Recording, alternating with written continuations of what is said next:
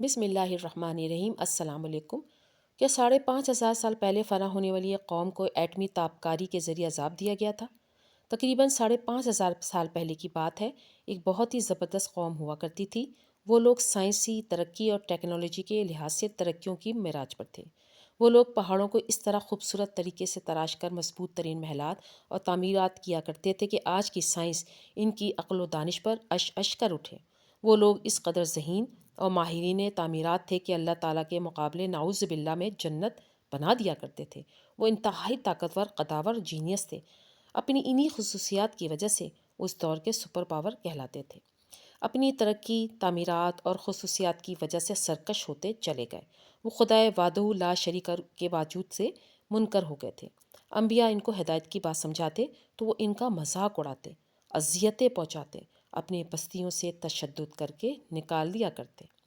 وہ خطہ بہت سرسبز شاداب تھا، لیکن جب ان پر عذاب نازل کرنے کا فیصلہ کر لیا گیا تو ان کے ہاں بارشیں روک دی گئیں، لیکن وہ پھر بھی باز نہ آئے۔ ان کے ہاں بارشوں اور بادلوں نے اپنے رب کے حکم سے بالکل رخ پھیر لیا، جس کی وجہ سے وہاں قحط سالی والی صورتحال پیدا ہو گئی۔ پھر ایک روز انتہائی عجیب و غریب واقعہ رونما ہوا۔ انہوں نے ایک روز آسمان پر اٹھنے والے ایک دھوئیں کے بادل کو دیکھا جو تیزی سے ان کی طرف بڑھ رہا تھا۔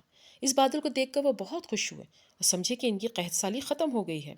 یہ بادل خوب برسے گا اور ایک بار پھر ان کی طرف ہریالی اور سبزے کا دور دورہ ہو جائے گا۔ لیکن یہ بادل قہر برسانے والا تھا۔ یہ وہ بادل نہیں تھا، بلکہ اس بادل نے سوائے ان کے مضبوط مکانات، محلات کے علاوہ کچھ بھی نہیں چھوڑا تھا۔ قرآن پاک میں اس واقعے کا ذکر کچھ اس طرح ملتا ہے۔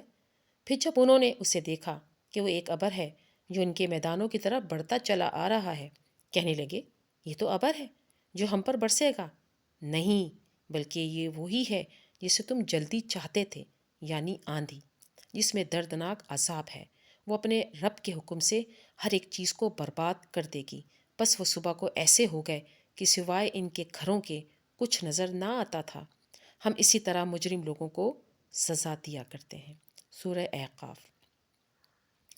وہ ایک ایسی تند و تیز تابکاری اثرات والی ہوا تھی جس نے ہزاروں سال گزرنے کے بعد بھی اس خطہ زمین کو آباد نہیں ہونے دیا۔ وہاں پر کسی نباتات اور ہریالی کو نہ چھوڑا اور نہ ہی کسی کو سلامت رہنے دیا تھا۔ وہ ہوا جہاں جہاں سے گزرتی انسانوں کے جسموں سے گوشت کو اتار کر اسے صرف ہڈیوں کا پنجر رہنے دیتی۔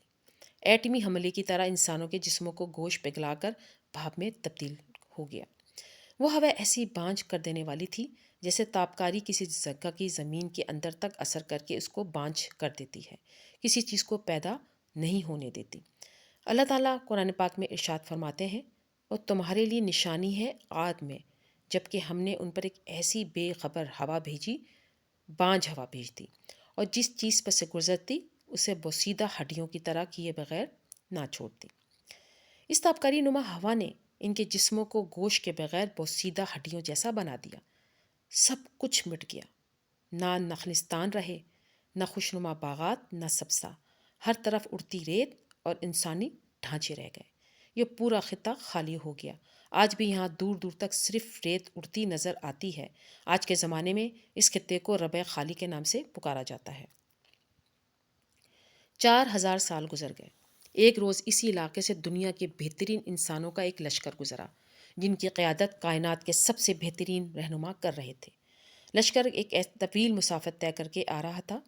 اہل لشکر نے اس خطے میں کچھ کھنڈرات دیکھے تو وہاں کچھ دیر رک کر آرام کرنے اور کھانے پینے کا ارادہ کیا۔ وہیں ایک کنواں بھی موجود تھا۔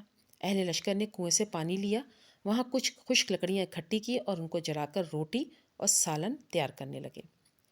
جب دو جہاں کے سردار صلی اللہ علیہ وآلہ وسلم اور لشکر کے قائد کو اس بارے میں علم ہوا تو آپ صلی اللہ علیہ وآلہ وسلم نے اپنے ساتھیوں کو حکم دیا کہ کنویں سے نکالا ہوا پانی، پکائی ہوئی روٹیاں اور تیار شدہ سالن کو ضائع کر دو، اور اس میں سے کچھ بھی نہ کھاؤ اور نہ ہی پیو۔ جتنی جلدی ہو سکے یہاں سے آگے نکل جاؤ، ورنہ تم سب پر بھی عذاب آ سکتا ہے۔ یہاں پر ایک قوم کو عذاب دیا گیا تھا، یہاں کی کسی چیز کو استعمال مت کرنا۔